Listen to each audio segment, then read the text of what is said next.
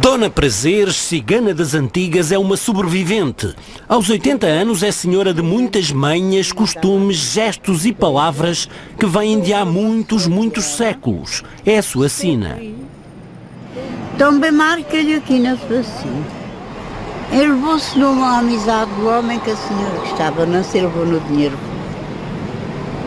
O dinheiro não é tudo. O dinheiro vai e vem. A felicidade há que não.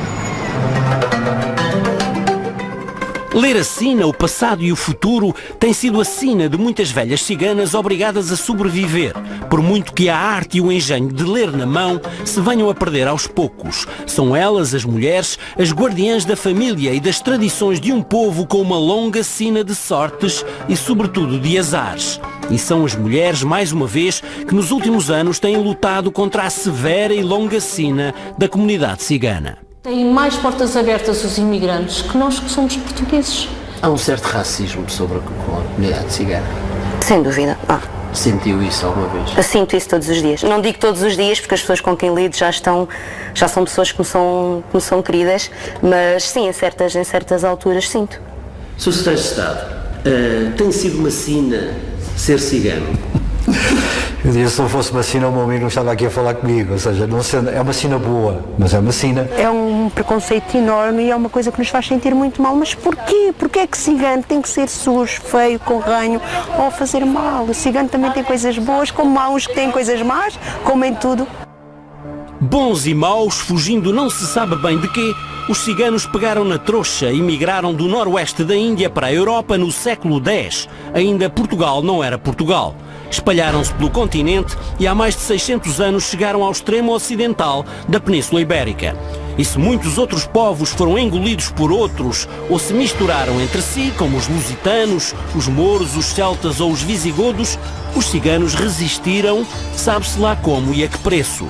Sempre diferentes, sempre orgulhosos, sempre desconfiados, sempre sobreviventes. Filhos do vento e das estrelas, como a si próprios se denominam, foram nómadas durante séculos e levaram à letra um velho ditado cigano: o céu por teto, a terra por pátria, a liberdade por religião. Sempre com um olho no passado e outro no futuro. Tem sido esta a sua sina. Cheiro marcando aqui na sua sina, que a senhora atendia, nervosa, pensativa, chateada e preocupada. Há um problema que a traz preocupada há uma temporada para cá. Mas afinal de contas, para além da tradicional manha cigana, o que é que os compatriotas portugueses não ciganos sabem hoje do povo cigano? Pouco, muito pouco. E quantas ideias feitas, quantos preconceitos. Na aldeia global, é a altura de se saber aquilo que muitos não sabem, nem nunca ousaram perguntar sobre a comunidade cigana. O casamento, o luto, a morte, os negócios, as feiras, a escola, o respeito por velhos e crianças, a língua romani, os sapos e a triste fama, com algum proveito, de que é preciso estar sempre com um olho no burro e outro no cigano. Isto há sempre culpas de ambas as partes, seja em que situação for, e por isso, no caso português e no caso da etnia cigana, com certeza que um Estado que durante séculos reprimiu os ciganos, também, digamos, tem aqui muitos estigmas que necessita ele próprio de vencer. A ignorância e o medo provocaram ao longo de centenas de anos o racismo e a xenofobia contra a minoria cigana. Eles que são tão portugueses como os outros e há mais tempo que muitos, mas que resistiram e resistem à integração forçada, muito por instinto de defesa. Somos educadas para ser boas mães, boas donas de casa, boas mulheres, boas vendedoras e somos. Então a escola não é valorizada. Qual é a criança que gosta da escola? É raro. Mas há uma valorização dos pais e a comunidade cigana não tem essa valorização. Começa a mudar. Há mudanças, sim. Há muito pai que já valoriza, há muito pai que já faz esforço para que os filhos estudem.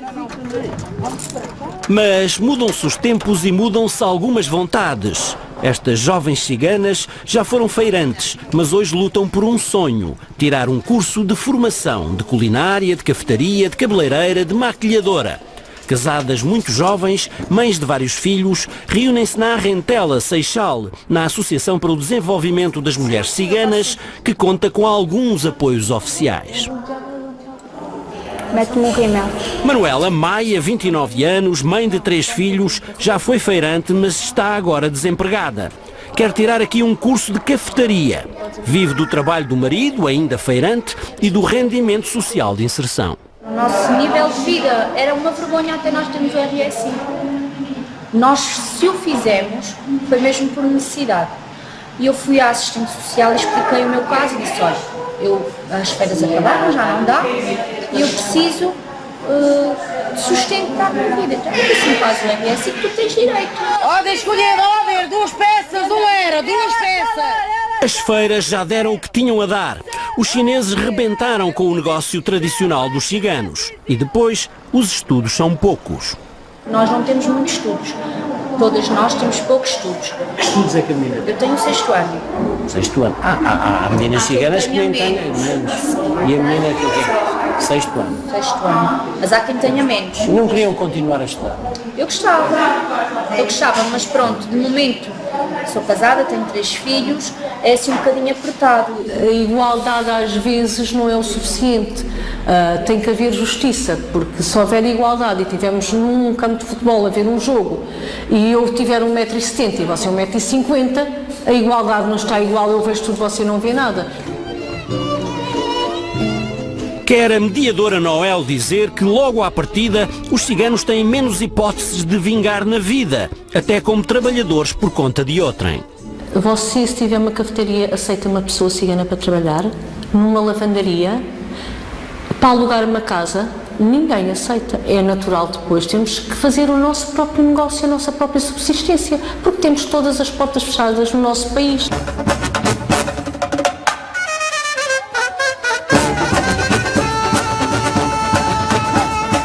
Muita gente que está a ajudar, mas também há muitas portas que se estão a fechar. Muitas entidades que nós fomos pedir ajuda, aí já se mostrou também o racismo, que nos disseram que os ciganos nunca vão com as coisas à frente e que não podem ajudar. Já vos disseram isso? Já. No interior norte do país, em Torre de Moncorvo, grande parte da comunidade cigana vive literalmente na prisão. Há 9 anos, o anterior executivo camarário pediu ao Ministério da Justiça que se pudesse usar a cadeia desativada para instalar várias famílias ciganas que viviam em barracas. Era uma solução provisória por 6 meses, já lá vão 9 anos. Isto foi uma coisa impressionante, hein? Foi o primeiro presidente do mundo que prendeu os ciganos. A gente dá para rir, mas tem um regime aberto, vamos quando a gente quer. Dona Isabel, a matriarca da família, prefere não dar a cara, ao contrário do marido, o Sr. José Silva, 79 anos, que sofre de asma crónica. Tem 10 filhos e 34 netos. Muitos moram com eles na prisão. Dorme, agora dormem todos em comum. Tenho o meu filho, que tem 4 filhos, dorme ali tudo na cozinha. Eles não têm medo com os filhos. Não há espaço suficiente. Não há espaço. A Câmara Municipal já fez algumas obras, a começar pelas casas de banho, mas o interior é frio, maltratado e deprimente. Bela, que não dá a cara por estar de luto, mostra o quarto da família. Aqui é o meu quarto, isto é a antiga cela, eram 2 celas, o meu marido partiu e fez um quarto só, porque era muito pequeno. Nós vivemos aqui na cadeia. Sara, outra residente na prisão, tem 6 filhos, uns pequenos, outros já adolescentes. Ora bem, Sara, é uma das celas onde você vive. Aqui, toda a família vive toda aqui. Faço aqui a cama. Tem que fazer todos os dias A cama, fazer a cama todos os dias. Todos os dias? Todos os dias. Fazer? Porque a gente vivíamos numa barraca ali embaixo. As barracas tinham quartos, tinham cozinha, tudo, tinha melhor que isto. No lar cadeia, as famílias assumem a vergonha de viverem em celas com grades e queixam-se da promiscuidade forçada. O filho de Sara, José, com 13 anos e que estuda no 2º ano de escolaridade, é dos que mais se queixa. Ele fica chateado, ele não gosta, ele tem vergonha de viver aqui. Pelo amor de Deus. Do tempo que temos agora, não se vive numa cadeia. Dona Hortência, também com vários filhos, desenrasca-se e desenrasca a família numa única cela.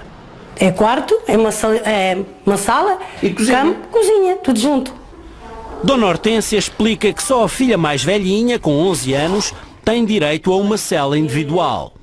Aqui está a minha filha, que tem 11 anos, e não gosta de estar aqui, porque isto é uma cela de cadeia, já viu? Fernanda, outra das mães de família, vive com 4 filhos, tem direito a 2 celas, mas que não tem sequer porta para o corredor. E agora quem é que dorme aqui? Aqui dormeu o meu marido e um bebê pequenininho. E tenho outro garoto com 13 anos. Tudo aqui? Tudo aqui. E um garoto com 10 aqui no sofá. E tenho um garoto com 16 anos que dorme no quarto, só tenho um quarto. Portanto, vivem aqui 6 pessoas? 6 pessoas. E tem um filho que é doente? Tenho. A Câmara de Moncorvo tem um berbicacho entre mãos, realojar os ciganos metidos na antiga prisão. Tem ali um problema. Sim, herdamos um problema. Herdamos um problema que estamos a tentar solucionar. A ideia é fazer integração da comunidade cigana, porque em termos de município nós temos outras situações de carência económica e social que temos que também resolver. A ideia é pegar num projeto de integração e alojamento de famílias ciganas já experimentado e executado em Coimbra, mas para isso é preciso dinheiro e algumas medidas legais. Faço um apelo ao Governo Central para que realmente abram medidas que nos possam permitir resolver o problema.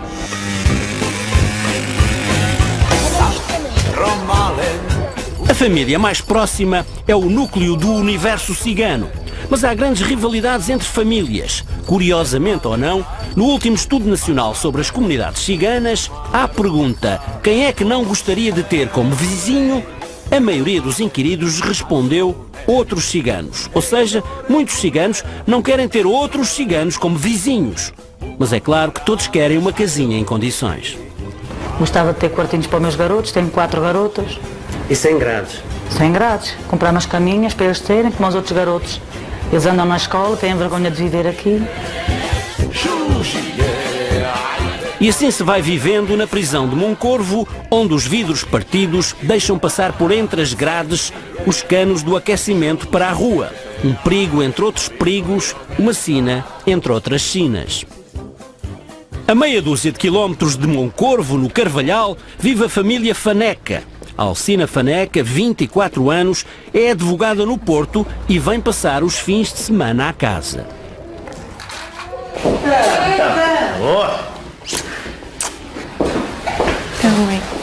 Da sua viagem? Os Faneca são ciganos de posses e muito respeitados na região. Não há muitas ciganas advogadas? Não, pelo que eu sei, não. Mas penso que, sim, haverá algumas, mas eu, por acaso, eu conheço uma, que é a minha colega, e pronto, nós fizemos a licenciatura juntas, e tive conhecimento que ela era, porque ela perguntou-me se eu era, e eu disse-lhe sim, e ela disse, olha, eu também. Com mestrado em Direito Criminal, Alcina é o orgulho da família. Ela que até tem um primo na GNR, a trabalhar em Sines. E não há muitos ciganos na GNR. Mas o que a Alcina quer mesmo no futuro é ser juíza, a primeira juíza cigana em Portugal. Quer ser juíza? Sim, quero. É o meu grande sonho desde menina. Eu lembro-me que tinha 6 anos e fiz um desenho. Não sei se a minha mãe ainda tem guardado, mas posso perguntar. A professora disse, tenho que fazer um desenho sobre o que querem ser quando forem grandes. E eu fiz um desenho e eu aparecia como juiz. Ao contrário de outros ciganos, a doutora Alcina tem sido bem recebida nos tribunais e no meio jurídico. Os colegas começam por reparar em algumas diferenças. Primeiro começam com as perguntas. Olha, tu és diferente, tens características diferentes, e eu digo logo, pronto, ok. Eu vou dizer, eu sou cigana, sou da etnia cigana. E eles ficam super curiosos, fazem-me perguntas. E um dia, Alcina arrisca-se a vir a julgar em tribunal um outro cigano. A jovem jura que há de ser justa, apenas justa, justa com todos, como sabe que outros não são para com a comunidade cigana.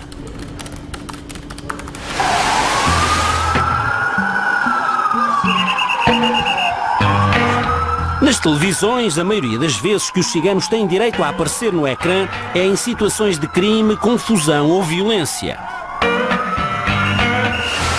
Há um racismo contra os ciganos, não digo que seja propriamente um racismo, mas a maior parte das pessoas não gostam de ciganos. Eles sentem isso. E também sentem isso nos tribunais quando são julgados. Eles próprios dizem que o juiz é racista. António Brandão de Melo é conhecido como o advogado dos ciganos. Já defendeu muitos e criou amizades na comunidade. É fácil defender um cigano? Não, às vezes torna-se difícil. Porquê? Porque é preciso, eu diria que é preciso ter um pouco de talento para ter um diálogo com ele, para obter, digamos, aquilo que nós precisamos como advogados, nomeadamente saber o que é que verdadeiramente acontece e aconteceu. Brandão de Melo sabe que o homicídio não é nem de longe o principal crime dos ciganos, como muitos pensam. E sabe também que não há muitos ciganos ricos, como muita gente julga. O homicídio é raro, mas é mais tudo à base de furtos, pequenos furtos qualificados, algumas burlas, sobretudo porque eles têm o jeito para a venda e têm jeito para enrolar, digamos, e depois deslizam. Não são ricos a maior parte dos ciganos. Não, mas estão a ter grandes dificuldades nisso. Os chineses ocuparam-lhes muito, digamos, as vendas. Há 20 anos, os ciganos ainda se desenrascavam bem por feiras e mercados, de norte a sul, dos arredores de Lisboa e Porto aos interiores do país. Negociantes como sempre foram os seus antepassados. Ao freguês, calças baratas e leves. 3.000 escudos. Isto é dado, isto não é vendido. Pagava-se em escudos e os chineses ainda não tinham chegado. Trabalhava-se muito, era mais fácil fintar o fisco, todos agradeciam, todos ficavam vestidos, calçados e contentes.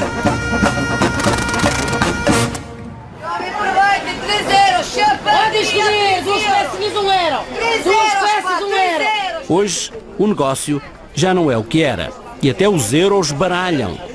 Na Feira da Brandoa, na Amadora, todos os feirantes se queixam, ciganos ou não ciganos.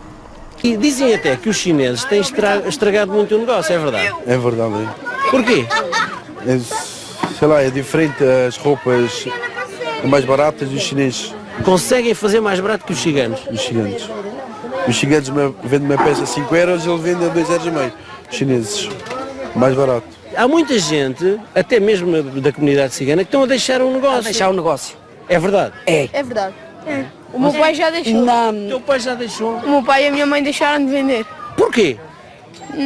A venda começou a ficar aí muito... não ficou... Perder. A comunidade cigana está a passar uma grande dificuldade financeira porque nós sempre trabalhámos. O que dizem que os ciganos não trabalham, não, nós sempre trabalhámos. Nunca tivemos patrão, isso não. Então, e nunca tivemos horário de entrar a certa hora e sair, mas sempre tivemos os nossos horários. Há muitos shoppings, há muitos chineses e nós já não somos o único sítio onde podiam comprar roupa barata. E depois a fiscalização e a polícia, sempre a polícia, que aparece até em dia de Black Friday, ou Black Friday, no linguajar feirante. Black Friday, atenção! Na Feira da Brandoa, Black Friday!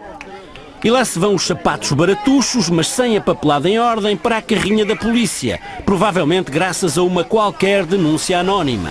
Soltam-se os protestos do costume. Trabalho daqui a nós, pá, que isso é um roubo que eles andam a fazer, a polícia. Isto está cada vez pior o negócio também. E cada vez está pior o negócio. Já vi que isso é uma vergonha. Isso não se faz.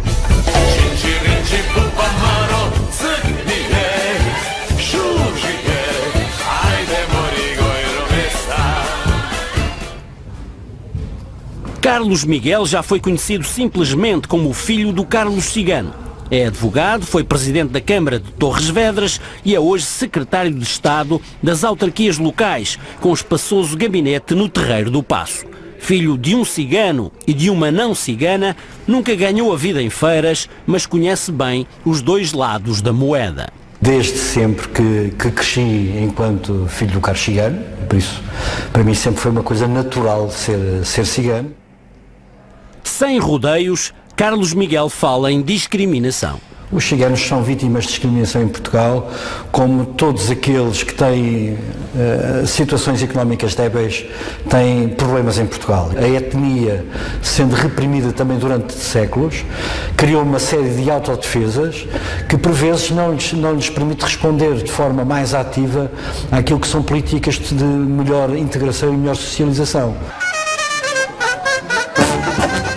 André Ventura, eleito vereador em Loures pelo PSD, ficou conhecido nas últimas eleições como o candidato anti-cigano, sobretudo por acusar muitos ciganos de não quererem trabalhar e de viverem basicamente do rendimento social de inserção. Ele pôs o dedo na ferida. E andamos há 40 anos nisto, a dizer que não há problema nenhum, é um problema de integração, é um problema de pôr mais dinheiro, mas depois toda a gente pensa ao contrário, mas ninguém o diz. E, portanto, todos pensam que o problema tem que ser resolvido, mas preferem não o dizer. E quando alguém o diz e toca no problema, parece que cai o mundo em cima. Não lhe caiu o mundo em cima, mas caiu-lhe boa parte da classe política e das associações ciganas e pró-ciganas. Houve queixas no Ministério Público por alegado racismo e xenofobia, mas o processo foi arquivado. Eu não sou o candidato nem contra os ciganos, nem dos ciganos. Eu sou o candidato que quer resolver um problema que provavelmente tem séculos em Portugal. E subiu a votação. Sim, nós subimos bastante a votação. Fenómenos como esse que aconteceu em Loures foi um fenómeno muito pontual e o meu grande ensejo é que no futuro eles não se repitam, porque andarmos para trás em termos civilizacionais é algo que o país não precisa de certeza absoluta. De pelo menos uma coisa, André Ventura se pode gabar. Trouxe a comunidade cigana para a discussão pública. Em nenhum momento da nossa democracia se discutiu tanto a comunidade cigana e a sua integração como durante estes meses que antecederam as eleições autárquicas. Isso é positivo? Isso é negativo? Eu acho que é positivo. Mas afinal, quantos portugueses são ciganos? Não há números exatos, mas calcula-se que vivam em Portugal entre 40 e 60 mil, por muito que alguns conhecedores das deambulações ciganas falem em mais de 100 mil. E a pergunta sacramental é esta: para além da propalada manha cigana, o que é que os compatriotas portugueses não ciganos sabem hoje do povo cigano? Pouco, muito pouco. E quantas ideias feitas, quantos preconceitos. Vocês sentem que, por serem ciganas, sentem-se vítimas de racismo? Muitas vezes. Porquê? Como? Em tudo, porque assim, nós às vezes entramos em sítios, em cafés, ou segurança social, ou numa escola, e muitas das vezes vimos as pessoas tratarem-nos de maneira diferente. Sentem? Sim, sentimos. Do que as pessoas não ciganas, muito mesmo. Na Aldeia Global é a altura de saber aquilo que muitos não sabem nem nunca ousaram perguntar sobre a comunidade cigana. A escola, o respeito pelas crianças e pelos mais velhos, as leis de apaziguamento, o medo dos sapos, a sua língua romani e a triste fama, com algum proveito, de que é preciso estar sempre com um olho no burro e outro no cigano.